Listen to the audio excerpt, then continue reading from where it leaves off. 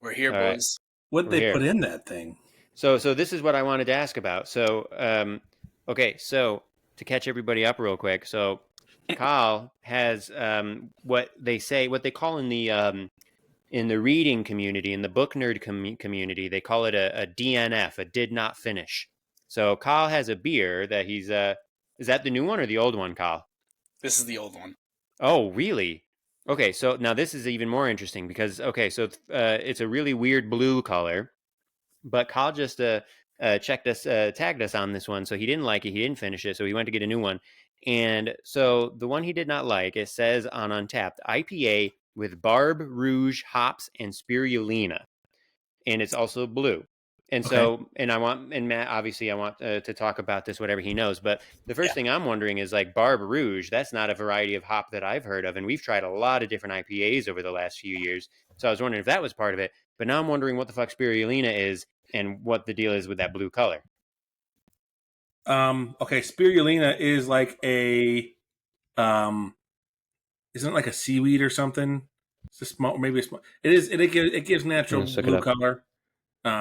Okay, so that's where the blue is. Yeah, and a blue-green algae. Yeah, a blue-green algae rich in proteins, vitamins, minerals, and antioxidants. Holy shit. Yeah, I had it in a Ben & Jerry's ice cream over the summer. It was actually pretty good. Wow. Okay, but not so good in this beer, at least when combined with Barbe Rouge hops or whatever. And I'll give you one guess as to where Barbe Rouge comes from. Is it a French hop? It's a French hop, yeah. It's a French hop. Yeah. I think I've only had a handful of beers with that, like, and that tells me, like, maybe there's a reason. Like, maybe there's a reason people don't use this hop. Yeah. Yakima Valley says it's kind of delicate and bright hop aroma that offers ripe red fruit flavors of currant, strawberry, and raspberry. Do you get any of that, Colin? No fruit. No. Zesty citrus aromas of oranges and limes. No. Well, some people describe a kumquat character. Interesting. I don't know if I've ever had a kumquat, but none of the other fruits that you mentioned, it didn't taste citrusy or fruity to me at all. Isn't a kumquat like a little orange thing? Yeah, that's what I thought. Yeah. Now there is kumquat. I haven't had very many kumquat beers either, but there is one. Excuse my French, Dieu du Ciel, which it's a brewery up in Montreal that brews like a kumquat beer that's actually pretty good. But okay, I think Dieu du Ciel means like, oh my god. Oh, okay. I mean, look that up now because I gotta make sure all of our podcasts listeners as Dieu du Ciel. Accuracy. That's right. I mean, I feel like Cousin Greg might look some of this stuff up. I don't know if anybody else would bother, but maybe Cousin Greg would. And while Matt's looking that up, God in heaven or good Lord. Okay. Okay. Flat's not the right word, but there was definitely a hoppiness to it. So it's an IPA. For if we didn't make that clear, and all it says is IPA. It doesn't say it's like any kind of special 5%, on the can. That is, and it's the blue. This is Leo from the Ninja Turtles. That is cool. It's cool. So design. Continuing that series. Ninja Turtles. Yep. But it just tasted like crap. Neither one of them. I can tell because I've got my face on the screen and no one even said a word. Toddy. Hey. Ooh, Colin's got blue. Toddy's got a pink drink. What's your pink drink? What is that? This is purple and it's magnesium. If nothing that exciting. It'll help me fall asleep at night. Unlike alcohol, which will not help me fall asleep at night anymore. Yeah, fair enough. With age, that has hurt me. So you're old as dirt. What are you? You're the youngest on this camera screen. I'm the youngest of all of you, and I just had the realization that it was not doing well with my sleep, and now here I am with my magnesium. Yep. What was that noise? Magnesium.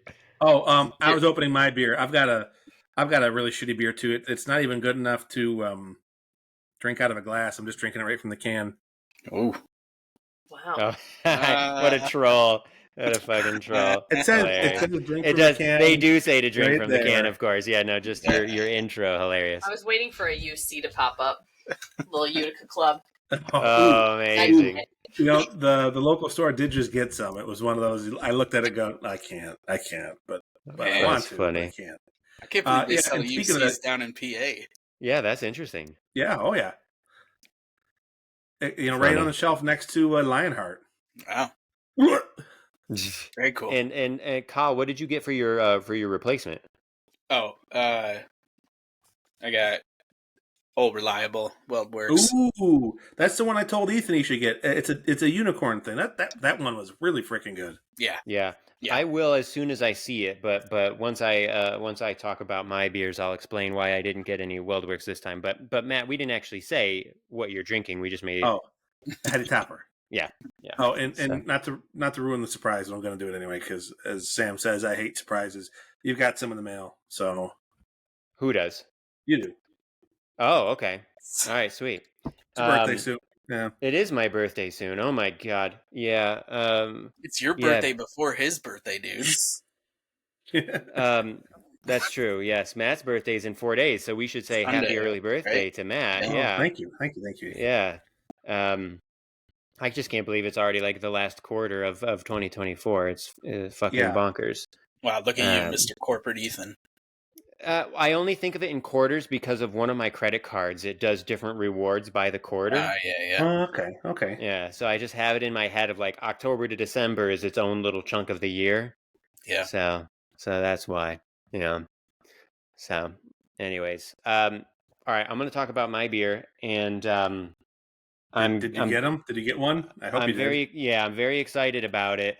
And so I'm going to talk very excitedly for a few minutes because there's been a recent development in my life relating to this beer. So if anybody wants to like skip ahead 2 or 3 minutes and not listen to all my excited rambling, that's totally fine. All right. So now our podcast's love for Casey Brewing and Blending out of Glenwood Springs, Colorado is well known at this point, at least me and Matt. Kyle, you haven't had any Casey yet, have you? No, I think all I've had is their sour stuff. If I ever do get my hands on their not sour stuff, Colin will get some because again, excellent. Yeah. Excellent brewers brew excellent beer, doesn't matter what kind. Yeah, so Kyle hasn't had any Casey yet, but Matt and I have talked a bunch about how much we love it. Kyle, I'll send you some.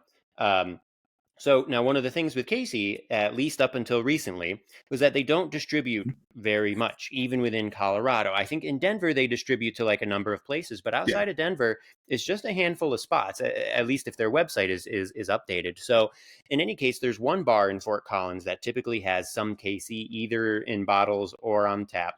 And I've gone there previously to try the various Caseys that I've had. However, it's only been a couple varieties over the last year. And so when I've bought bottles from them, it's generally been like the same 2 flavors every time, like the Funky Blender Preserves Apricot and like Perfection Apricot. Now, both excellent. I'm not complaining, but just saying that's all there's been, right? And then there was one time where they had something different on draft that I had called Velvet, which was amazing. It was a collab with Side Project. It was so good. Yes, that's a very good. I was going to say, look out for Velvet and look out for Jammy. Yeah, I know. I want to find that one because I know they did that with Side Project too, right? So in any case, I found out recently that there's a really cool grocery store in town. And I think I've talked about it before. They have a great beer selection. Turns out they now have Casey at this fucking grocery store. So yesterday I'm at the store and they had 4 packs of 3 different kinds of IPAs, a bunch of them. And then they had 5 or 6 different flavors of bottled sours. And they had like a bunch. It wasn't just like one of each. It was like a whole row of everything.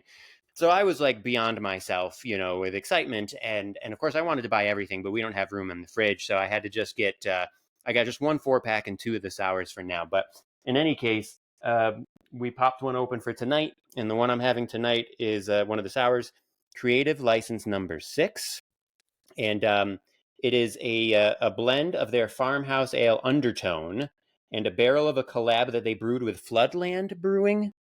Ooh, you know about Floodland? Oh yeah, keep going. I'll fill you in after that. Okay, and then aged on fresh whole peaches, and I've talked on the pod before about Colorado and its peaches and how like the peaches here are famous and really delicious. So they talk about like combination of the unique base beer attributes plus the juicy organic peaches is a refreshing mix. Blah blah blah blah blah. So in any case, that's the one I'm having tonight, and I didn't even have a sip yet. I was waiting until we got going here, but and here is that beauty, and And I'm just so excited. I'm going to try to find out if the grocery store is still going to keep getting Casey's, or if it was just like a one-time shipment and they're only going to be able to do it a couple times a year, or if it's going to be like, they'll be able to keep replenishing. I don't know. But regardless, I was so fucking excited at the store yesterday. My partner thought I was pretty silly, I think, but is it? Good? Oh, it's so fucking good. I mean, every Casey I've had on Untapped, I've done at least a 4 or 5. I mean, everything is so good that I've had. As far as I'm concerned, and Matt, you can tell me what you think, but now granted, I've only had one off from other places, like one beer here and there. But in terms of breweries that I have had like multiple beers from, Casey and Treehouse are basically on like the top level for me. Even I mean, Other Half is amazing, but I've had some beers from Other Half that like don't necessarily drive me crazy. They're good, but not amazing. And so far for me, like Casey and Treehouse are just on their own fucking like tier. And so yeah, so very, very exciting. Now, were you gonna talk about Floodland maybe? Yeah, so Floodland's like one of the newer sour mixed culture beer breweries in the country. They're up in Washington State. I think they were in like an island in the Puget Sound, or maybe I think they've moved to Seattle now. But for the longest time, and I think to this day it still is this way. It's allocation only. Basically, you have to like sign up on the website and then hope that you get one of this guy's bottles and then like drive out and get it. I think there was like wow.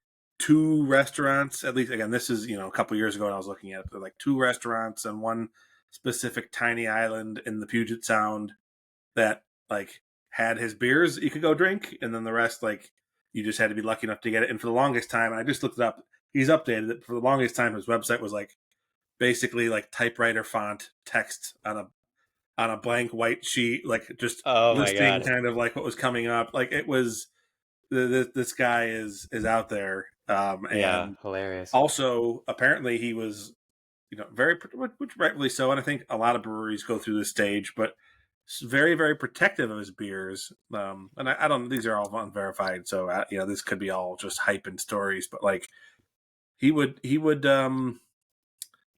call out or go after people who would get his beers and then resell them because they were so hard to get, and there was such. He was very protective of his product, right? Which it makes sense, right? Like, he's not making them to sell them for $200 a bottle. He's making them to sell them so that he can keep sustaining himself and make more beer. And anyway, they're supposed to be very, very good. I've had only I think 2 of their beers. I have 2 more in my basement. Shout out to my friend John up in the Seattle area. Sent me one 2 weeks ago as a thank you for a box I sent him. So I found a gin barrel aged current mead that he really liked. That's only from the Midwest. And I was like, hey man, like look what I found at Jungle Jim's. And I was like, it's kind of expensive, so just send me an equal amount of beer back. Yeah. And in that box was Floodlands, which I was like, oh my god, like he didn't have to do this, but holy shit, I'm so happy. So that's awesome. So yeah, they're very, very good. I'm looking forward to popping a couple more of their bottles. They're up there with you look at some of the more famous ones, Jester King's famous sours, Floodlands Side Project to Guard, St. Andreas, St. Adarius. Sorry, I always say Andreas. St. Adarius. Some of those like really, really high level sour breweries. They're up there. So yeah, speciation out of Michigan, but yeah. But yeah, you're out there. So I think if there's St. Adarius, they're I believe referred to as Sarah. Santa Darius Rustic Ales. Okay. And they're another like really SANTE. Like the full word. Okay. Oh yeah, the French. Okay. Oh yeah, I see. Yep, out of California. Yeah, so they're very, very like they have a saison called Bernice, which is very famous. They have a peach beer called West Ashley, which is very, very good. Okay. Oh yeah. And so that's one I'd say just keep an eye out for because they're also supposed to be very good. I've been there once. Actually, so Jackie O's, that Ohio brewery I really like. Yeah. The head brewer there married the head brewer at Santa Sarah. So it's like a brewery power couple over there. Yeah. That's cool. That's really fun.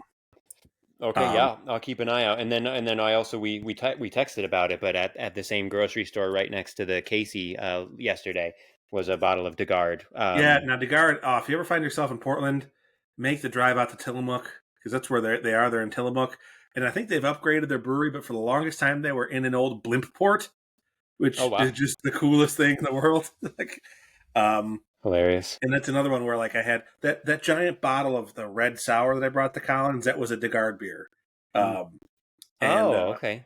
yeah, and so that's one where like they always were really reasonably priced, like a 22-ounce bottle or a wine bottle size beer sour you could get or sour beer you could get for like $9 depending on the style. Some of them are more expensive, like that Magnum was 90, Oh wow. um, but that's the place I visited, and like a couple who had heard me tell the bartender that like it was my first time there and I really liked them. Like gave me the rest of their bottle. They're like, we come here all the time, and we think you'd appreciate this. And it was the first gin barrel aged sour red ale I've ever had, and I was like, oh my god, this is great. Thank you Oh, so much, that's people. cool. Wow. Nice Oregonians. Like, so yeah, that's one to try too if you get a chance. And then I wish Black Project was still available or still open, and they were much more harsh sours, but they were very good too. They've closed Yeah, down. you They talked were in about them Denver. before. They Yeah. were in Denver. Okay, that's They right. did a really good peach series where they had like 5 beers with all different styles of peaches, and they brewed them distinctly enough that you could tell, which was really cool to Oh, that's me. really cool. Okay, But anyway, I've nice. talked about sour beers long enough. I do have a special sour beer I think for you. I'll tell you about it more later. Okay, sweet, awesome. And if you have any of those, I know you just finished a bottle of Casey like last time on the pod, Yeah. right? That you had in your cellar. But if you want me to check for if you want any from the store or that DeGard or whatever, just let me know. I'll take a look. They have like a really impressive selection. It's not huge, but like the guy, they even have they have an Instagram page, and it's like this guy's name is Nick the beer guy. And he kind of looks like you, Matt, a little bit. He has like he's got like this big shaggy beard and stuff, but bigger than yours, I guess, currently. But um, super well curated. I think he's probably like you in terms of the passion or whatever. So it's pretty sweet. Well, then I'll tell you one more, and then we'll stop boring our listeners here. But if you ever see this bottle, I'm just going to hold it up. Okay. You want to try that as well. Okay. So it's called Backacre. Backacre, and their story, I think a couple maybe or a partnership, very similar to Sarah. Excuse me, to Casey. Okay. It's they go to someone. They used to go to someone in Vermont, have them brew their wort, and then they had a special sour culture, and they would age it. And they only made that one Backacre beer. It was really, really hard to find. They made 15 or 20 iterations of it, and it Yeah. was only available in like small stores in Vermont. And it was very sought after and very, very highly regarded. Oh. The partnership has since relocated to Denver, Oh, wow. and they have I think it's called Bierstadt Lagerhaus, I believe. I've heard of them. Yeah, they're in Denver. In Denver, Yeah. brew their wort for them, which is they are a very, very highly respected clean beer for lagers, or clean Right. brewer for lagers, meaning not sour. So they'll have Bierstadt brew their beer, and then they'll age it with their cultures again. And now it's for I found it at a really random bar with a well curated beer selection in New York City, and I like freaked out, and Sam was laughing, and so she saw I got really excited about it. And the bartender said something like, "Yeah, our guy knows his shit, and like we have beer that you only get excited about if you know what you're looking for." And I was like, "This is amazing." And you Yeah. got it from Denver. Holy crap. So I've got a bottle of that in my basement too. Oh, So amazing. Okay, because I was going to say Brother Backacres, Jeremy would be able to get it, but I guess I don't think so but now it's anymore out unless here. they're shipping it Okay. back east. Now it's Yeah. not aged on fruit. It is purely just a wild. It's like a saison or a wild ale. Okay. But it's excellent. So Very cool. and for Colin and for all the other listeners, um, depending on your path along the beer trail, sours or barley wines, there's like final end stage brewery or beer enjoy. You go through everything else. You start at stouts and you get to IPAs. then you go through a lager phase, and then you either end up barley wines or sours. So don't worry. Eventually, I you'll love get that. there. Yep. Hilarious. Nice. Too good. All right. So, what is on the docket for this evening that is not beer talk? Saquon Barkley, baby.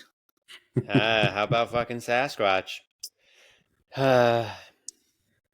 Of course, I kind of figured he was just going to have. Well, we will see, right? We'll see if he stays healthy and has a full season. But I True. kind of expected once he signed with the Eagles that he would have like a strong start to the year, and that it was going to be sad for us to see. Sad as Giants fans, but happy for Sasquatch. And it's just even sadder. So he had a 65-yard tutty run on Sunday, and it was one of those where he just burst through a hole untouched. I saw it so many times at Penn State. It never happened with the Giants because they just could not do that. Yeah. Like they just could not create that type of space. He went untouched. I remember in the playoff game, a couple years ago, it was like a 30-something yard run. That was one of his more impressive, tutty runs the whole tenure that he was there, and everything. So it was just like, it was such a reminder of how special he is when he does get into that second gear and everything. And I am happy for him. I'm just throwing darts at Matt, but it's it's been fun. Yeah. I mean, Josh Jacobs has almost as many yards, so yeah. Well, and if you look at the Giants' rushing statistics, not good. So, Is Daniel Jones their leading rusher? Like, no, I don't know, but it's pretty normal from what I haven't. I told Toddy the other day I have not watched, outside of Saquon Barkley highlights, I have not watched 1 second of the NFL this year. Yeah, I really. just like that.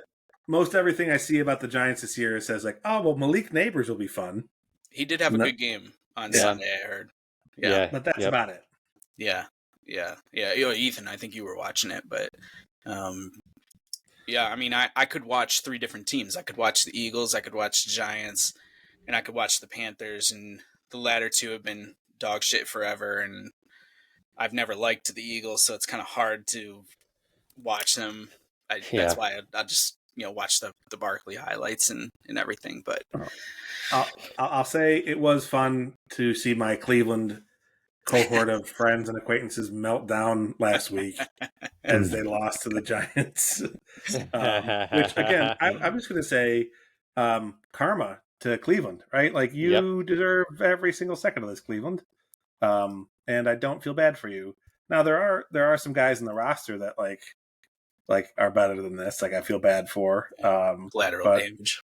But yeah, it's like, sorry. You did this to yourself. I mean, the fans don't deserve it, which is the sad thing, but like the organization does. And by the way, I don't think we talked about this yet, but one of the guys who is a high up executive with the Browns is Paul D. Podesta. You guys remember him?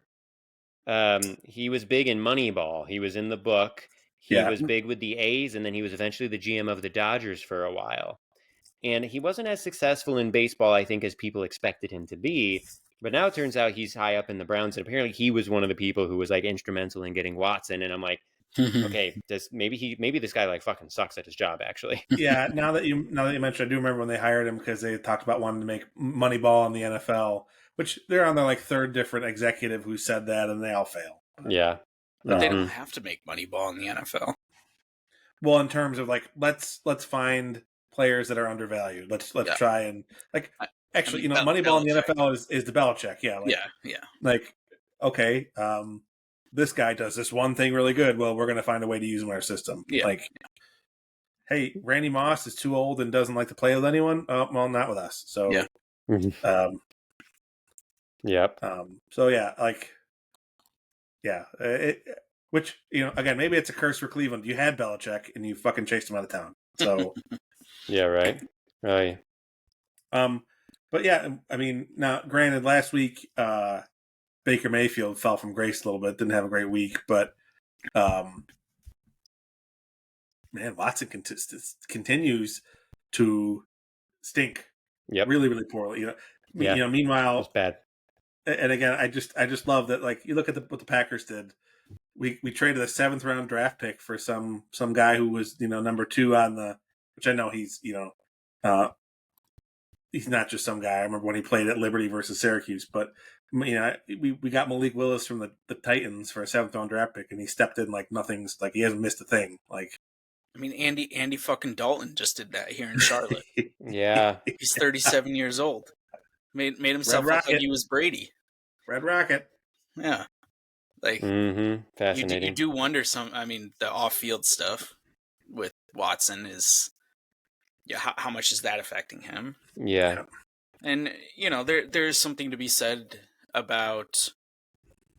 I'm not saying that Watson's not a professional and he doesn't prepare and everything, but I mean, all athletes have different levels of preparation and things like that. And I think backups tend to, especially if you're a second string, because they know they're like, one snap away. Like if you're taking it seriously, like you're maybe not getting those first team reps in practice, but like you're ready to go, and so.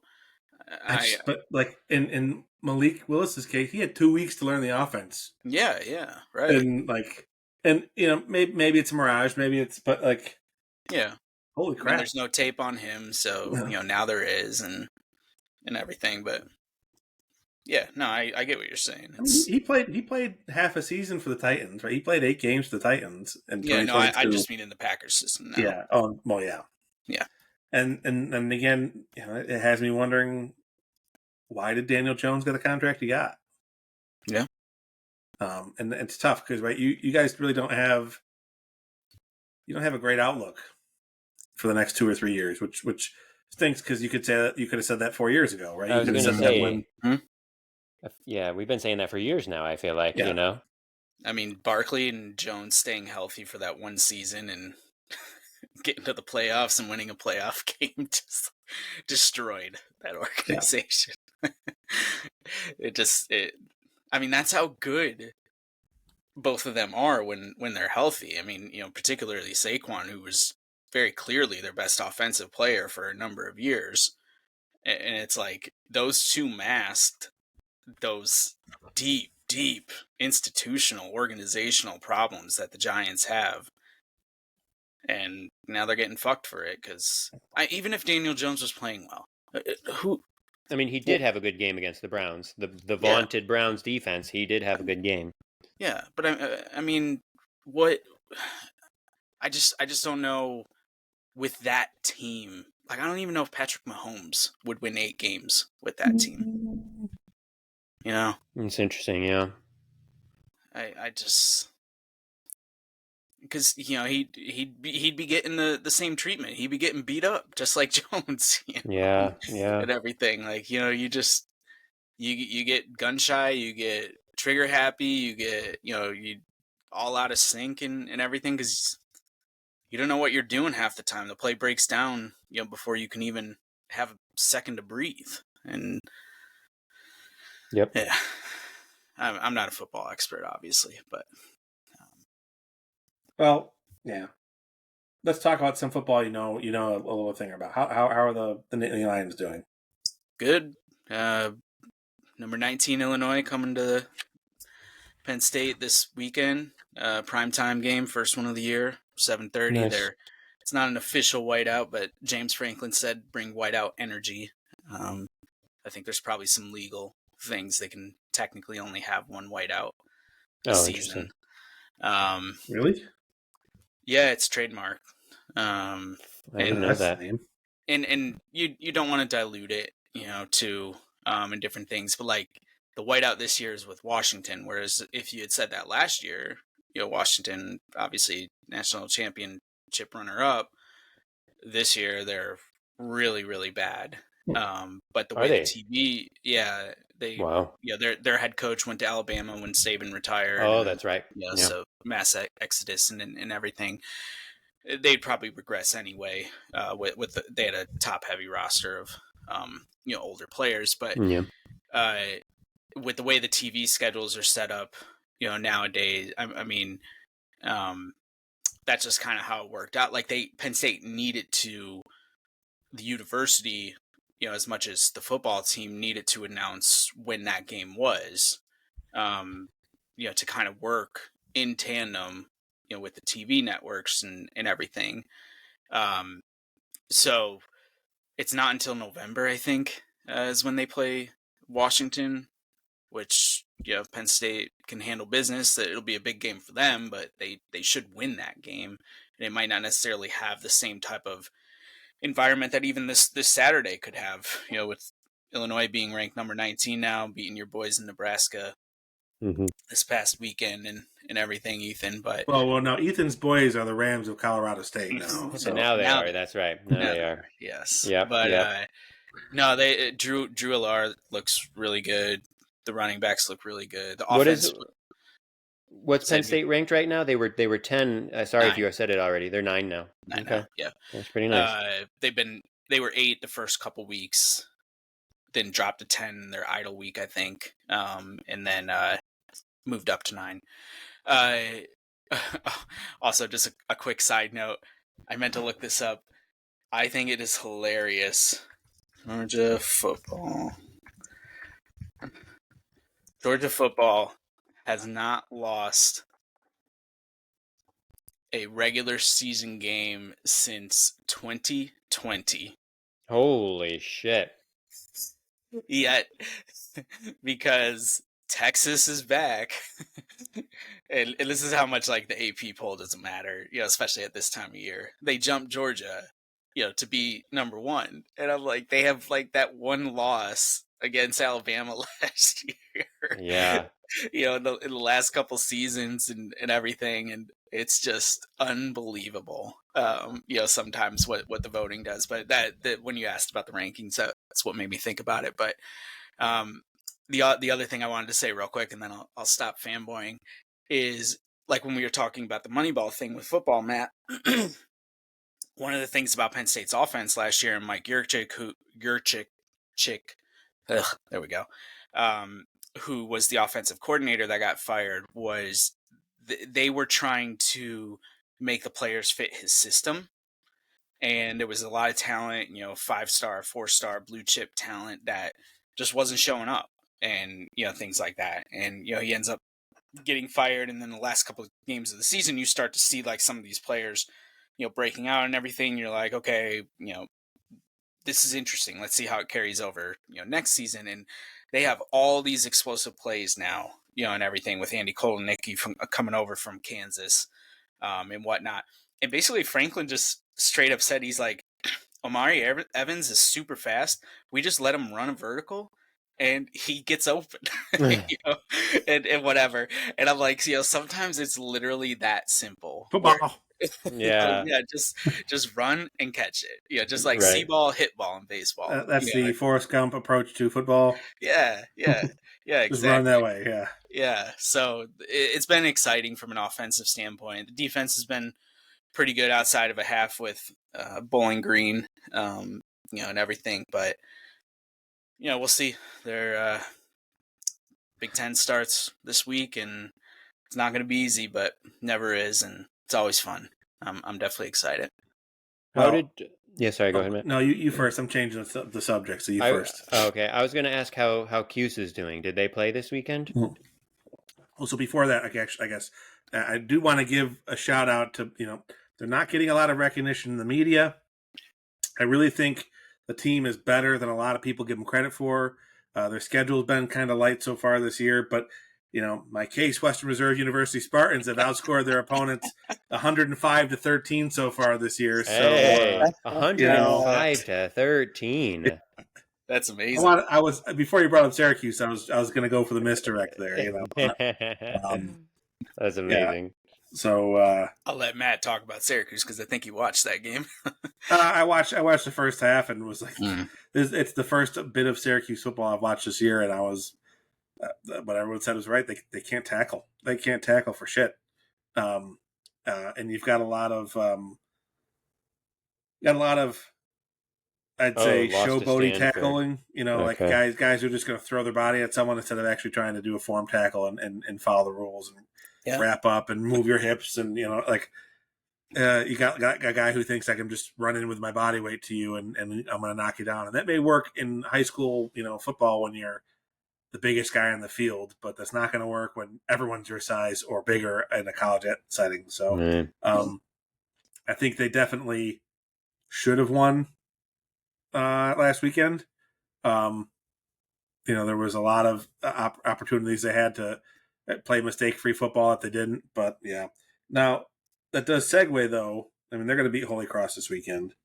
To their next opponent, I wanted to ask you guys about it. Have you guys heard the news today or been following anything with Matt Sluka? No. Matt Sluka was the starting quarterback for the UNLV Red Raiders, who led them to their hottest start in years. 3-0. They're ranked in one of the polls, and they play Syracuse in 2 weeks. Why are they playing non-conference games so late? Because Syracuse needed to fill their roster, and I think what's their conference at? Everyone's not the Big Ten. Everyone doesn't have 13 teams to play because they can't count what to 10. 18. Oh my god! But so he led. He was a transfer actually from Holy Cross, and I believe Holy Cross, and has led UNLV to a great start to a ranking now. Wow. He walked away. He left the team. He said, "I'm redshirting this year because of representations that were made to him that were not fulfilled." AKA, as more information has come out today, he was promised an NIL deal that he did not get. Oh. He was promised by the offensive coordinator a $100,000 NIL deal that the head coach went and said, "I didn't promise that to you. He did. And I'm only the only one that can make these commitments and agreements. So you're not getting it this year." Wow. And so he walked away from the team. So he's going to right. What? He's going he's in a red shirt and then transfer, yeah. Yeah. Wow.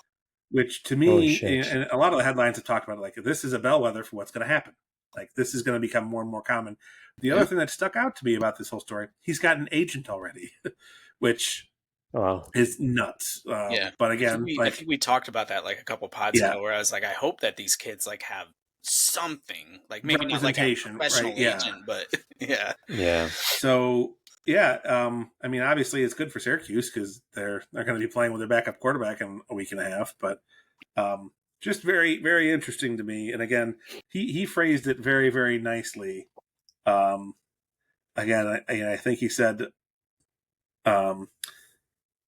they made financial. Or wait, so UNLV's coming back and saying like, oh, they're this kid's agent made financial demands upon us, and we weren't ready to meet them. And that he's violating NCAA rules, so we're kicking him off the team. There's a bit of a back and forth right now, but he said that again they keep using the word representations instead of commitments or agreements or anything. But I don't know. I think that's kind of wild to just walk away after 3-0 start. But I also don't blame him. He may or may not play pro. Yeah, and if this is his opportunity to make some money, while he's putting his body on the line every weekend, then screw you. That's a pretty shitty approach to take. Yep, 100%. I didn't make that commitment, so you're not going to get it. So anyway, thoughts? Yeah. Kyle? I mean, it's fucked up in so many different ways. Like, is anybody going to hold that offensive coordinator accountable for lying to the kid? Or assuming that, his version of the story is accurate and everything. But, the other part I hope is that, for better or worse, these kids, let's, just call them what they are at that point in their careers or their lives, they will be just like the three of us on a regular basis. Like, we have to be vigilant about not getting scammed, in pretty much everything that we do, and whatnot, especially like major purchases, like when you're talking, big things or promised, major sums of money, and everything like that. And, even if you do have representation and whatever, like getting things down in writing, I think is going to be very important. Like that's my talent acquisition background. Like, whether it was a a contract or an offer or a negotiation, like anytime, if it was me or if it was somebody I was representing, like I wanted it on paper, signed by all parties and everything, because like that is binding Yep. in most cases, and everything. And so, like I said, for better or worse, like these kids now have to be vigilant and understanding that this is the situation that they're in, even more so than it was like with the under the table stuff, the Reggie Bush type thing back in the day. But Reggie Bush was suing yes, he's USC suing, in the Pac-12. Yep, to get his money back from NIL. Yeah. And that'll be interesting too. But yeah, and the other piece I hope though that maybe it does, give some of these kids pause for just jumping ship. I'm definitely pro, like, go get your money. I'm definitely pro, like, have the flexibility just like coaches do to like go whatever program you want to and try to make it, however you want. But I do think there is something about patience sometimes in development, and how it won't happen right away, but if you commit to something and you commit to someone and you give them the opportunity, like, something could happen. And I think kids are very quick to move on from that because of all this noise with NIL and with money and everything. So, maybe it will be that there'll be more of them who, think twice about making a move. I'm not saying like, this quarterback that you're talking about, Matt, was in a position where he wanted to stay there, but I think there are, even people at Penn State, Nick Singleton got offered a lot of money to make a move, and he was the big time freshman of the year 2 years ago, and everything for a big time program. He very easily could have left, but he decided to stay. He knows he's going to be splitting reps with Katron Allen, but he also knows that he's probably going to go, second, third, fourth round in the draft this year, because he's got that Penn State name with him, and the development and the things that they've done with since Barkley, and whatnot. But yeah, those are some of my thoughts with it all. Yeah, fascinating. Go, yeah, Matt. I was going to say, just remember when Kim Kardashian dated Reggie Bush?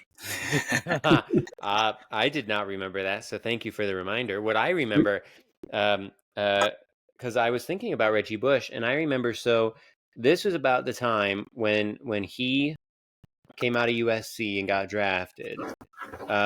This was when Bill Simmons, this is when we were in high school, and Bill Simmons was still actually writing a lot.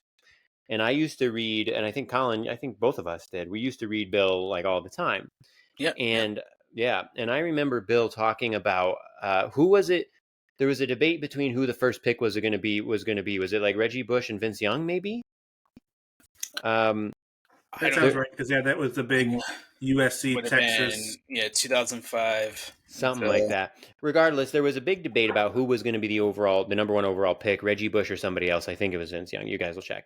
And I remember Bill Simmons talking about how, he thought it was going to be, he thought it should be Reggie Bush because Reggie Bush was unlike anything we've ever seen or something. Like, I don't remember enough, but like apparently Bush was, had that vibe about him at the time. Like at USC, it was amazing watching him at USC. Yeah. Right. Even better. So, I mean, everyone said, he's going to be the next Barry Sanders, right? He's got that elusiveness. He's got that speed. Yeah. And then what happened? I mean, I just looked him up. I mean, he played for like 8 years or whatever, so that's nothing to sneeze at, but he was not, I mean, was he ever even in like a Pro Bowl? Like, I don't know. No. Let's go. Pro Football Reference. Not that is like the be all end all, but just interesting how that works. Like, he was I don't think so. He was fifth in the offensive rookie of the year voting his rookie year. And so, I mean, I'm looking like, it's not like he had a bad career or anything like that, but it's funny how there are these people who are viewed as like sure things, like transcendent talents. And then, they just end up being okay or whatever. Now to point out how useless it is to measure an athlete's success by the number of Super Bowls they've won. Eli, he's a Super Bowl champ, but yeah, he didn't do anything to really earn that. So yeah. Oh, I'm sorry. I Yeah, had something in my interesting. throat there. I got just really, really loud there, and really something in my Oh, throat. stop it, Matthew. Well, Um, in He's got actually, Eli's had a career 500 record. Come on, just he sucks. Okay, he got lucky 2 years. oh, stop it. Matt will Oh, never let this go as long as we live. Career 500 record. So, tying it back to like what we were talking about earlier with Watson, and then what Matt you were saying about Bush suing, Ethan, I wonder how much some of that off field, because like that all happened, Right. the Bush scandal, NCAA scandal happened while he was in the pros and whatever. Yeah, And fair enough. we tend to, and I'm saying we, like, people who listen to this or people who listen to sports podcasts or radio shows and whatever, they like hear that, there's some off-field stuff for an athlete and they're like, whatever, they're superhuman, like they'll fight through it and whatever. But like these type of things affect them, just in the same way that it would you, me, or Matt, and whatever. And I do wonder, like, did that trip him up and whatever. And I know he had some injuries too. I think it was the Kim K Ray J sex tape. That's what did it. That might have done it. And I was going to say there is one exception to this rule, though, and that is Shohei Ohtani. Because, I mean, like, I forgot about it until the other day. But, I mean, we literally, I'm sure we spent like an entire pod talking about it. Like, right before the season began, like in March or whatever. Massive fucking gambling scandal. Yeah. With, like, the person who was, like, the closest person to him in his life since he came to America for years. Good old Teflon Tani right there. And the differences are color of skin, first off. Fair enough. And Shohei is unequivocally the face of Major League Baseball. Him and Judge, right? Yeah. Right now. Reggie Bush probably wasn't that, at that point in the NFL. Yeah. So you get the protection of the league too, which I think was really helpful. Reggie Bush went number 2 overall in 2006. Yeah. Mario Williams, that was that draft. Yeah, from the Mario Bills. Williams. The Bills, yeah. AJ Hawk for he was good, right? Packers. AJ Hawk was Wisconsin, right? Yes, I believe so. And Mario Williams, NC State? No, Ohio State. AJ Hawk was Ohio State. Mario Williams is NC State? Yep. Yeah. Now, Vince wait, Young just before we move on to the Eli Manning thing. Not really. Just, no. I the big thing I used to get riled up about with that whole thing was like the Aaron Rodgers comparison, but like fuck that guy now. So like I don't even know why I don't like Eli. I just don't like Eli. So yeah, right. I hope he has a successful TV career. I get it, Matt. It's what I said about the Eagles earlier. Like, it's just, even though like I don't really have any reason to hate them with Barkley on the team, like I've hated them for so long that I'm like, I don't know, I can't get into it. Yeah. Well, and like I don't know, like the Chad Powers thing is just stupid. Like why did we turn that into a series, and why are we wasting what's his name? Glenn something's acting talent on that. Glenn Powell. Yeah, well, don't like that's just dumb. Again, Eli, be successful, right? I hope your fucking nephew is way more successful than you ever were. Your brother sure was. Both brothers, I should say. But yeah, like fuck Aaron Rodgers. Like at least I used to defend him, and now I just feel like an ass for that. Like Aaron Rodgers can go, sit on 500, spiky. I don't know. I don't even know where I'm going with this. We got exercise balls. It's spiky just like exercise balls. Because you bounce, and every time you bounce, it goes even. The spike goes even deeper into your ass. That's pretty good. Yeah, no, that's pretty good. Yeah. Before we talk about baseball, to bring it back to Syracuse real quick, what did you think about McCord? The real deal, actually. Like, I mean, definitely some more poor decision making than he's had in the first 2 games, but he could make the throws, like, which is odd to see in Syracuse. Right? Like, he could make the throws. Like, I don't understand why he was run out of Columbus, Ohio. See, I think that's why the bar is set very low for Syracuse because Yes. yes, Yeah. I think he can make throws, but I think what he proved on Friday, from what I only looked at the stat line, I didn't see the throws and everything, but I don't think he can read a defense. I don't think he makes poor decisions. Like I think that's why Ohio State didn't trust him. And I always bring it back to that example in the Penn State game when they were at least at midfield with 3 timeouts left And they took a knee. and up like 3 points, and they took a knee. Yeah, and like Ohio State does not do that. Yeah, and it's like why would you do that unless it's kind of like the Miguel Andujar thing, right? Like, when he was just so bad at third base, the Yankees would never come out and just say that, he's not going to be our third baseman anymore. But he didn't start in any of those playoff games that season, even though he had, if it wasn't for Ohtani, he would have won, the Rookie of the Year, and everything. So I'm not doing this to shit on him, but I also I think there was a level of excitement that because he came from Ohio State, that there could be this savior, for lack of a better word. And I just think I've always thought it's been the complete opposite. There's a reason that Ohio State let him go. But also, since when is the quarterback bar at Ohio State that damn high? For a while now. I mean, but what's the last super successful NFL quarterback that's come out of Ohio State? Well, I don't think you have to equate it to the NFL. You just have to see what they've done in college. I mean, Justin Fields, I'm blanking on who Cardale. followed him. Don't think of Cardale. I was gonna say he's my Troy favorite. Smith. Is he the one who said I ain't here to play school? Yeah. He's my favorite. Yeah. Yeah, No, and the Browns fans that year went fail for Cardale. Yeah. No, that's those. He's in a different category. He's maybe as good as McCord was. Prior, well, that was like 15 years ago. But Mr. Golden Pants there, Okay, but here's something I want to understand though, because so maybe in that big moment they had him take a knee and they let him go and blah blah blah blah blah. But I'm looking at his numbers last year. I mean, in 12 games, his completion percentage was 65.8%. He threw for 3,170 yards, 24 touchdowns, 6 interceptions. I mean, it all looks like pretty solid. I mean, it doesn't look bad.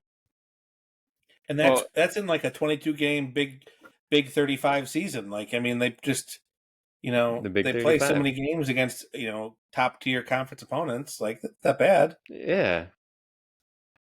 The Big 72 is going to that's like the number one football conference in the country, right? That's right. Yeah, they're the best. Other than the SEC. Colin's too distracted with stats to get Big Ten. I mean, if you look at Drew Lara's stats from last year, they were also excellent. Who? But he definitely underwhelmed. Who? Penn State's quarterback. Oh. Who? Who? So he was, 26, 31 yards, 60% completion percentage, 25 touchdowns, only 2 interceptions. So great percentage. Yeah, those sound like great numbers, but no, they're not Sean Clifford numbers. I mean, hey, when your guy turns into a pumpkin, you're gonna be wishing that Cliffy gets off that taxi squad and you could just see it. I could see him chucking it and just it does not look good. Imagine while you watch him in a Green Bay Packers uniform being successful. Imagine me screaming at the TV like, "No, no!" Because you can't love Clifford. Would it be harder for you? Would it be harder for you to root for Clifford than it would be to admit Eli Manning was? No. That's not going to happen. His 2 signature plays were bad throws. His wide receivers made wonderful plays. That's pretty Manningham and Tyree made insane plays. Yeah, but Eli was red hot in both of those postseasons. They definitely rode his arm. he was great, especially that first run that they Oh, had. I will not fight that. He, they talk about in the NHL, right? If you get a hot goalie, like your chances of winning are suddenly through the roof. Even if you're, but they had a couple 8 seeds win. Like, weren't the Kings an 8 seeds the first year they won? Like, Yeah. You get a hot goalie, yeah, fuck, like you're gonna go far. Yeah. It's just those are like outliers. Those 2 seasons are outliers. It does seem that way looking back, but I mean, again, you got rings, so fuck you. Yeah. Yeah, take it. I still think the Packers are going to win a ring before the Giants do. So probably. I would hope so. Yeah, but we have it recorded somewhere in a podcast somewhere. Yes, That should be another Alex Cora jersey day for you if I win. How about the remember when I ranted about Alex Cora? What is the Red Sox record now? Oh no, I did see a headline today, and all I could think of was you. They were 76-76 with a 0-run differential, and it was just like the picture of mediocrity there. Like they are average. They win as many as they lose. Right now. Yeah, but I got a really good laugh about that. Like, wow. Speaking of that, way to go, Yankees. I was going to say, we're losing 8-1 in the 5th. Stroman got shelled today. Cody Potitsin. Yeah. Yeah, so who do you guys think? Nestor's back in the rotation, isn't he? Ooh, no. Nestor was scratched from today's start. He had to go get an MRI on his elbow today. That's why. I didn't. Yeah, yeah. Uh-oh. Oh, boy. Nestor has been our best pitcher this year. I was double checking the other day because Baseball Reference is really weird when it comes to pitcher WAR. So for pitchers, I'm only using Fangraphs these days. Okay. And Nestor has been the best. I mean, if Cole had a full year, Cole probably would be, but Nestor has had like a really solid year. I mean, I don't know if his numbers are like, he's going to the IL with an elbow flexor strain. October return possible as of 4 hours ago. So that sucks. I missed that. Damn it. Yeah, fuck. That really sucks. At least it was a flexor, but damn. Still. Yeah, no, that's not October return possible like that. I don't love that. And then so who's the rotate? So Cole, Stroman, Rodon, and Schmidt. Yeah, and actually Schmidt I think has generally been good yesterday, notwithstanding. Was it yesterday or the day before, or one recent start where he wasn't great, but Schmidt's been solid. Yeah. He's been solid overall. Someone, I think, I can't remember who, but someone told him, like, you need to throw your knuckle curve more. And I think that's been part of his success. Okay. So. I wonder if Cole told him that, because one of Cole's go-to pitches is a knuckle curve. Yeah. But yeah. Let me see. But yeah, I for a team that was close to the best record in all of baseball, I don't feel that way. I mean, it's been a strange season. Yeah. I mean, I don't feel confident at all about the playoffs as far as the Yankees go. I mean, but I wouldn't feel confident about like a lot of these teams. Like the Orioles, who they're beating up on us now, but they've been slumping. They've been slumping. They're under 500 for the second half of the season. The Royals just ended a 7-game losing streak. I think they've had like 2 7-game losing streaks in the last 4 weeks or something like that. The Astros are the Astros until proven otherwise, but they've obviously looked more and more vulnerable. Guardians. Years go on.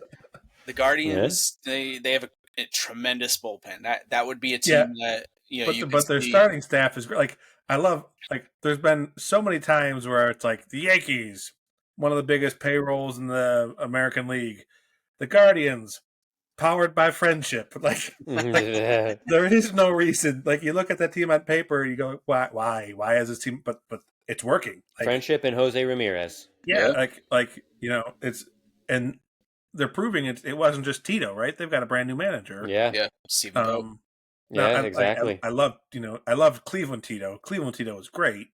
There were so many stories in the local paper about how he just liked to ride his Vespa around downtown and like talk with people, like, which to me is amazing. Like, I wish I could have run into Tito and just been like, "Fuck you for the Red Sox days, but I love you here. Like, thank you so much." And I don't think I think he had one losing season, maybe. Like, for the fact that he was given a shoestring, some bubble gum, 2 paper clips, and some duct tape, and he made it into winning seasons is amazing. Granted, the MLB, the AL Central sucks, but I mean, True. I don't know. Maybe Cleveland's the dark horse, right? I don't know. Yeah. I also think if the Royals do manage to eke out a wild card spot, they're scary because of Seth Lugo and Cole Reagans. I don't know if there's like in the AL a better, more consistent 1-2 punch as far as the starting rotation goes. And then if Bobby Witt is hot, I mean, he's just so fucking good by himself. So like you could see them being scary, just riding on the backs of those three. But yeah, I'd say the only other two. I mean, I'd say Framber, Valdez, and Yusei Kikuchi. And I know, it sounds weird, but look at Kikuchi's stats since he's been good this year. Astros, he's been like fucking amazing. Yeah. So that scares me, and Verlander if he decides to show up, but like, well, he might not even make the roster. Yeah, he's been so bad. They gave him a standing O the other day in his last start because they don't know if they're going to see him again. The Trey Turner. The trade, hey, but his stats since that standing O, great. They just don't know if they're going to see him. Yeah, again. fair enough. Yeah. What do you guys think about the Tigers? Why did they trade Jack Flaherty? Yeah, I mean, wow. They were under 500, I think, at the time. Imagine if they still had him, though. I mean, it's a cool story, right? I mean, they're one of those teams. I like Riley Green. Riley Green is awesome in center field. And how often have they made the playoffs, like, in our lifetime? Like, in the last 30... They had that nice run with Verlander and Scherzer. But did they make the playoffs, like, that many times, though? Miggy and Magley. Yeah, they went to the World Series in 06, I think. But what did they do around that? There was a really great article. I wish I could remember who wrote it. At some point, somebody wrote it about that core of Tigers. That point in history, and like just how good they were, but how close, they came to like. Well, they missed out on the ultimate thing. 2011 to 14, they made the playoffs 4 straight years. They got swept in 2012 in the World Series. So I guess they did win the pennant twice in the 21st century. I wouldn't mind them winning, right? Like I do, same. Especially since they were before the Mets, or before the White Sox, right? Remember the Verlander Bonderman years where they were one of the worst teams in the league? Like 2003. I think it was before Verlander, but I thought Verlander was on that roster too. I think it might have been like 1 or 2 years before he showed up. I'll look it up later. Like I do appreciate, Ethan. I know you think all billionaires are assholes. All who are assholes? Billionaires are assholes. Oh yeah, Verlander was not on the team. Not on 03. Not 03. I do appreciate Mike Ilitch, Mr. I, the owner of the Tigers, because he generally seems like someone who's invested in Detroit, invested in trying to do what's best for his team, even though they were flying an old jet for a long time was the biggest knock I heard against him. And then small things like he paid Rosa Parks rent for the last 30 years of her life. That's cool. Never said anything about it. Never it wasn't revealed until after she died that her rent was always paid and it was him. So stuff like that where I go, okay, that's awesome, I like you, cool guy. That's the craziest thing about the Central with how bad it's been.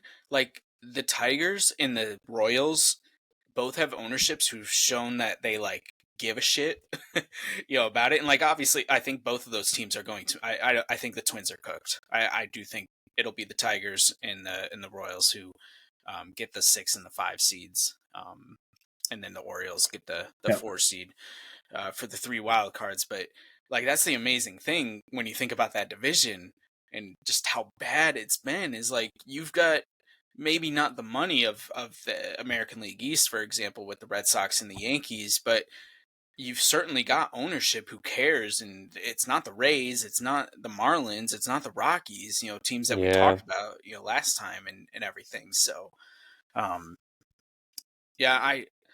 don't know. I think it's a toss up right now. I think the 6 teams that are locked in right as of today are the 6 teams that make it in the American League. I'm not as sure about the National League. It's going to I be a think, wild finish. Mets, Diamondbacks, and Braves. yeah, and the craziest thing about the Braves is, Helene coming. I mean, we're getting some of the rain right now, the hurricane, Oh, the and hurricane, the right. Royals are supposed to, I think, come to Atlanta for the final weekend here in a couple days. So I don't know, Friday, I don't know if that's going to get washed out. I think it'll be gone by then, but they're supposed to get a lot of rain in the next 36 hours or so. Yeah. I think it's supposed to actually be a hurricane when it goes over Yeah, Atlanta. I mean, it's a hurricane now, so Yeah, right. But over land, like that is very rare. But I think how fast it's moving. I read that it's still going to be a Cat 1 or whatever. But before all that, I was like, and especially after last night. Actually, what's the score of the? Are they playing right now? Oh, it got postponed already. So the Mets Atlanta game got postponed tonight. So who knows when the next time they're going to play? But I mean, the way they played yesterday, I was tempted to say like the Braves are going to take over either the Mets or the Diamondbacks. But now I'm not so sure. Right. And I don't know what the contingency plan for that would be either, because I think there's only one off day between Sunday and the first game. yeah, that sounds right. I think in years Tuesday. past it's been just the one Monday in case there's a 1-game playoff needed. Yeah, it's Tuesday. So today's Wednesday, already one postponement. If they get postponed again tomorrow, that's 2 games, with the Mets right there. Can you get a baseball diamond in the Georgia Dome or something? Come on. Right? Like the college baseball showcases and things like Like, that. who cares if left field's 265 feet or something? Like, Yeah, right. make it fun. Make it fun. Be like the Polo Grounds. Yeah. Sorry, just a couple more notes on Mike Ilitch. Okay. Yeah, it was after Rosa Parks was attacked in 1994. He paid her rent for the next 21 years to make sure she could live in the safer part of Detroit. His fortune is from Little Caesars Pizza. Oh, shit pizza. But he's used the company for so much philanthropy. I love Crazy Bread though. Always did. Crazy Bread's so good. So he's got the Love Kitchen, which is a traveling Little Caesars restaurant that shows up at disaster zones. Speaking of hurricanes, it's fed more than 2 million people after disasters since 1985, and he's got a foundation specifically aimed at rehiring veterans to help them transition from war to peace in leadership positions and other important positions at Little Caesars restaurants as a way to try and get them back in the workforce, including injured veterans. That's cool. Yeah. So yeah, like, fuck yeah, like use your business machine of shitty pizza, which is delicious. It's shitty pizza, but it's delicious. Yeah, I was gonna say I used to annihilate like those things. The one they used to do at $5 hot and ready. I don't know what it is nowadays. Well, but... oh yeah. So if you remember, at Wetzel and 57, Yep. there was the drive-through Little Caesars. Yep. Hot and ready pizza drive-through. I can't tell you the number of times that either I'd use free Crazy Bread coupons that we got because I had a friend who was the mascot for the Syracuse Crunch, and we get the free Crazy Bread coupons, or drive-through $5 hot and ready pizza that would not make it home. It would not make it home after a football practice or a particularly intense workout.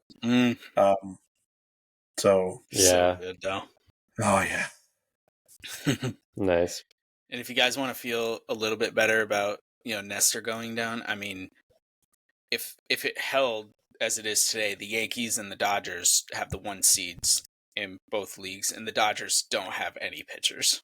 Yeah, I know. True. The Guardians are winning tonight, and the Yankees are losing, so we'll be tied. And I think we own the tiebreaker. We do, yeah. But still, it's technically 1 game, yeah. Ooh, it's 8-3 though. We scored. All right, we scored. Soto hit a 2-run shot. Look at that. He's trying to get back into the. I think Judge and Ohtani are the only players who have a 1,000 plus OPS. Yeah, in the league Soto's this been year. slumping for a few weeks, if you can call it that. Yeah, his OPS has dipped, and he's like that. We were talking, I think, earlier about the OPS plus, about being like two teammates 180 and above or whatever. Soto dipped below that, so probably not enough time to get back up to it. But as long as he gets hot for the playoffs, right? That's the most important thing. All right, like just to give credit where credit should be due, since we were so hard on Glaber this year, like I will give him some credit for like, he's been all hot right, this you month. salvaged your season, bud. Like, you're at least back in an adequate or average range now. Yep. Does Hopefully he that have means 100 OPS? Up to 101. Up to 101. 101. Yeah. So I looked the other day, I saw that he was average, and I was like, okay. He's been hot since he's been hitting leadoff. Yeah, I was going to say, it's that leadoff. I remember looking at the splits and the different positions in the batting order, and I mean, you don't think of him as a prototypical leadoff hitter, but I mean, look at Ohtani. He's not prototypical either. Or Kyle Schwarber. Yeah, right. Schwarber. When Judge did it in 22. Schwarberfest. All the Wawas here. I told you that. I think I've said this before. They have like Hoagie Fest in the summer, hoagies. and then they have Schwarberfest, which is like a Kyle Schwarber themed hoagie sale. I don't know, but that's awesome. Right when I first started dating Sam, there's a big Wawa kind of on the way to her old place, kind of in the city, but a nice one. And I stopped in there on my way over one night, just driving over to get like an energy drink and pick up something to eat. And they had a film crew in there, and I didn't realize. Like, I walked through the store, got all my stuff. I didn't realize that I was outside and looking back in the window, like, oh shit, that's Kyle Schwarber behind the sub stand making subs for a commercial for Schwarberfest. Like, that's amazing. Yeah. I didn't even pay any attention. I just walked in, got my shit, and walked out. I was so pissed. I told Sam, she was nonplussed, which I mean she didn't care about the Phillies, but Dad thought it was cool, and that works. So yeah, love it. All right, 3 quick baseball hitters before we go. Quick hitters on baseball before we go. I don't know how you'd say it. Yeah. But first one, does Jose Ramirez get to 40-40? Ooh, how close is it? What is he at right now? I think he's at 37 homers. He's already got 40 bags. I don't think he gets there, but I don't think so either. I love the hamster. Like, it'd be amazing, but I don't think so. I'm gonna say yes. Okay. I just love the fact that he's so consistent. Like, and he's good, and the fact that he took a huge discount because he likes Cleveland. Like, as I said before, and I'll say again, build the statue now. Put the statue up right now. Yeah, out in center field by Jim Thome and Bob Feller. And he's gonna be like a first ballot Hall of Famer probably too. Yeah, as long as he has a few more good years, He's got 51.7 Baseball Reference WAR as of right now. Yeah, well, I remember when I wrote the column on him a little bit earlier this year. I forget who I comped him to, but he was right there. So I think the Red Sox were probably hoping that Devers was going to be kind of a similar situation, but that relationship seems to have soured a little bit. Anyway, Judge, 60 homers. As much as I want, I don't think it happens. 4 away. Yeah, I don't think so either. But man, the thing was it? I think it was last night he hit one, and I texted you guys, and then later in the game he just missed one. The thing with him is when he's on, it's like literally if he touches the ball, it goes 380 feet, let alone 440, 450. So like, they've been talking a lot about like various writers and stuff, with Shohei and everything, and we'll have to talk about that on a different episode, but about 50-50 and everything. But they've talked about how baseball players will say that there's like a huge gap between a 30 homer season and a 40 homer season, and how it's like a massive chasm between 40 and 50. It's insane, right? And so you got to imagine 50 to 60, right, is practically unthinkable outside of the steroid era anyways. And but the thing with Judge, as we know, is he's just kind of a freak of nature. So like I'm inclined to say no also just because, he has been kind of cold for a while despite last night. And getting to 60 just so goddamn hard. But God, it's so easy for him when he's on. So it's like I'm gonna say no, but I would not be like surprised in the least if he got it. And I frankly see it as like kind of close to 50-50 almost. Yeah, I mean, our last series was against the Pirates. Yeah. So as long he as they could- pitch to him, Yeah. as long as they don't fucking chicken out and just like walk him a Did they bunch. throw up the probables yet? Is Skeens going to pitch? I don't know. That's a good question. God, that would be fun. While I looked that up, I will say Jose Ramirez, his 40 stolen bases and 37 homers are already career highs in both. So, Yeah. hell And he's yeah, 31. Impressive. yeah, keep doing it. Keep going it. Let's Mhm. see. Box score. Yeah, he's amazing. Yankees Well, schedule. while you're looking that up, Matt, the last one I was going to ask, but I'm going to change it because this one's even. Go ahead. Heel Skeens on Saturday. Oh, Nice. cool. Okay. Yeah. All I right. like that. What time's that game? 1:00. Cool. Okay, so sweet. I can watch that game when I might be, depending on the weather, I'm supposed to be going to Atlanta on Friday to go with Stella to see a band called The Warning. It's 3 Mexican sisters. You told us about them. Yeah. Yeah. Nice. Yeah. And we're very excited, but we'll see what the weather's going to be like. But Penn State Right. plays, like I said, prime time, so that would be great. I could watch Skeens and yeah.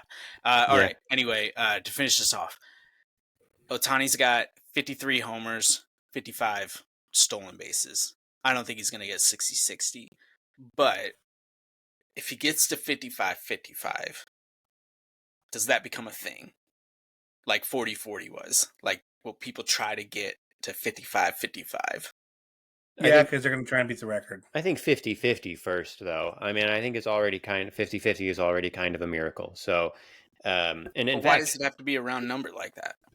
Oh, it's purely arbitrary.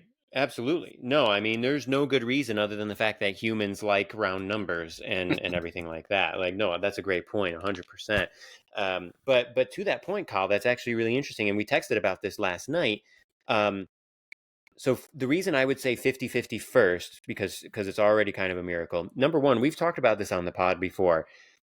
Especially if you take away the steroid era, 50 homer seasons are shockingly rare throughout baseball history. So that's already one thing. 55 home run seasons, even crazier. Only 5 people in history have done it twice. Yes, Kyle? You can call it 56 now because Judge. Oh, true, because Judge is at 56. Right, so we can call it 56. We can bump it up. Exactly right. Yeah, so I just wrote a column on it today. Yeah, but like, so the point, so now obviously, doing 55 twice in a career has only, or 56 now, has only happened, only 5 people have done it in history. And then in terms of just hitting, I'm sure we counted this before, I just don't remember off the top of my head, but hitting 55 homers at all, 55 or more, again, exceedingly rare, especially if you discount the steroid era. So Ohtani, I think he gets there. You say he's at 53, right? Their last series of the year is here in Colorado. I actually might go to one of the games this weekend. Ooh, okay. So as long as they pitch to him, it's fucking Colorado already, and then the Rockies suck. So as long as they pitch to him, there's like a really good chance that he gets to 55 as far as I'm concerned. But 55 is just so goddamn hard. So I think 50-50 stays the thing because it's a round number. It's slightly more accessible. Even those 5 home runs, I think, make a big difference. But to Matt's point, I do think there's going to be some ambitious young people out there who are going to be like, okay, I want to try to match this now. Yeah. So I could see both of those, but I think you made a really good point, Ethan, in the sense when I was writing the column today. So, okay, yeah. Judge played 155 games in 2017, but we know something was fucked up with his shoulder after the home run derby, and he really tailed off. And he only got to, 52? 52, I think, yeah. 52. Yeah, 52, which is probably a more attainable number on a regular basis versus because you're talking about you have to stay healthy, you have to play those 158 to 162 games in a season. If you miss a week, you're probably off, right? And everything, so 50-50 then becomes a longer shot, but it's still within reach, whereas like anything else becomes much more difficult. So yeah, it's interesting though. Yeah, absolutely. I mean, I will say I do like, if you look at 2022 when he hit 62, his OPS is higher. Everything like across the board, other than home runs and runs. Everything else is better. Yeah, like batting average, on base, slugging, OPS plus. Total base is not yet, but I wouldn't be surprised if he gets there. That's with his super cold start to the season. I know. And it's incredible. His slump recently, which again the Joe Paz thing, those 95 games puts it even in more perspective there. Yep. So yep. he's the MVP this year. Oh yeah. Yeah. Bobby Witt Jr. has been amazing, and you can't discount how, we should talk about this more on a different episode because we got to wrap it up. But 99th percentile on StatCast for base running and for fielding. Not to mention he's been amazing offensively. Like Bobby Witt, probably the best all-around player in the game this year, right? And probably not even that close. But I agree. I mean, Judge, the offensive force that he is, it kind of transcends everything else, I think. Yeah.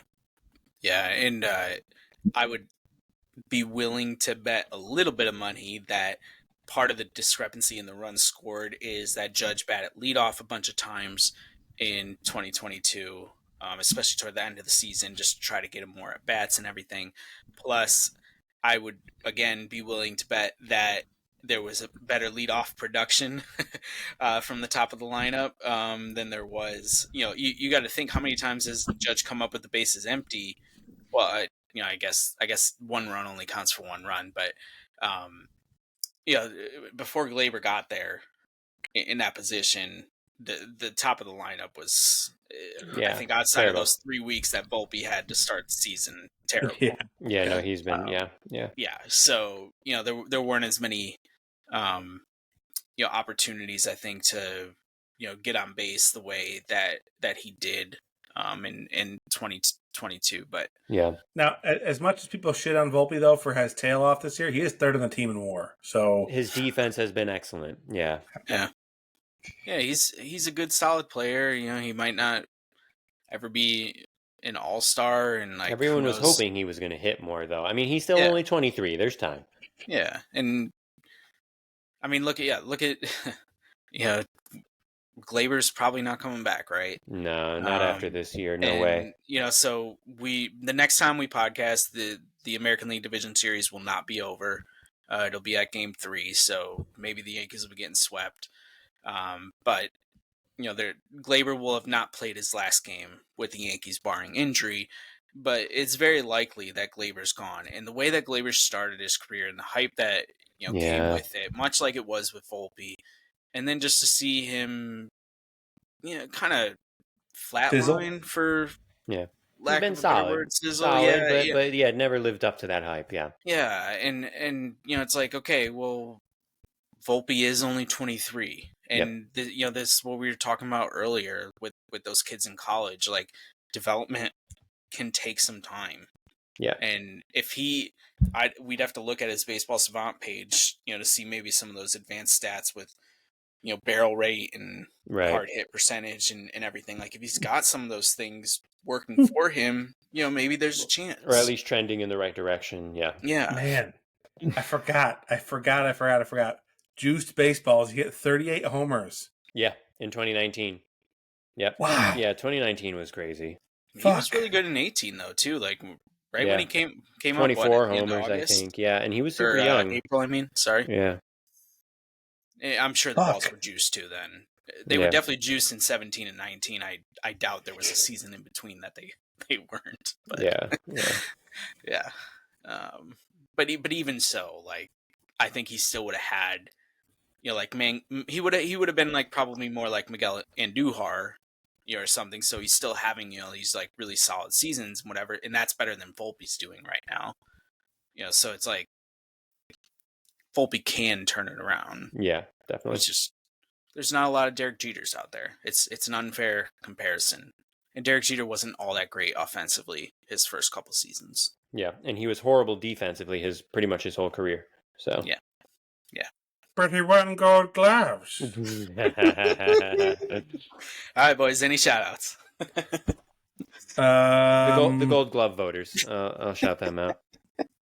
especially in the late '90s and early 2000s. And Bernie Williams won a bunch of gold, or at least several Gold Gloves as well. And we now believe that he also was subpar at best as a defender. And Bernie was my favorite, so that's no hate towards Bernie. Burn, baby, burn. Yep. Matt, who's your favorite Dynasty player? Yeah, who was your favorite? Paul. Paulie? Okay. We've talked about this, though, like where I had the highest love for Nabi, and then Ethan was probably second with Bernie, and then Matt was just like, yeah, I like Paul, but like, I'm not going to go die for him. No. Yeah. And for me, even Bernie, like, even though I was so young, like, I still thought more passionately about like Donnie baseball, maybe just because I inherited it from my dad, but Yeah. I loved Bernie, but it definitely was never die hard like you for Nabi. Yeah. I felt more like that with, like Pujols and shit back in the day. Like, I loved Pujols, or like Kershaw in his early years, you know what I mean? What about Sean Green? I mean, there was a brief moment there, representation matters, okay? Jewish power hitters in the big leagues. You got Sean Green and you got Hank Greenberg, and that's about it. That's what Ohtani just broke Sean Green's franchise record. Yeah, Dodgers record. Yeah, that's right. That's right. So, yeah. Nice. All right, Matt. Any shout outs from you? Oh, I'm trying to find it. Oh man, it was on there talking. Yeah, come on. Oh shit. And I did love Barry Zito there for a while. I mean, his curveball was a fucking work of art when he was in his prime there for those few years in like the early 2000s. I mean, it was gorgeous. I mean, wow. Yeah, I loved Zito. And then he ended up sucking, and Hudson. Who was the other one? Hudson. Yeah. Hudson. I mean, what a trio they had there for a few years. Yeah. Yeah, really impressive. Oh, okay. I got it. You guys ready? We're ready. Shout out to Elliot Bowen. First player in the history of North Pocono's Trojans boys soccer to get 50 goals and 50 assists in the same year. That Mazel tov, Elliot Bowen. Excellent. I want to recognize excellence when I see it. Congratulations. Amazing. Wow. I thought Stella was a suck up to her soccer coaches, but you just reached a whole different level, Matt. I'm trying to get those pizza dough secrets. What are you talking about? Amazing. Oh, wow. All right, boys. Well, we are, and maybe next time you'll be able to make fun of me. Blah.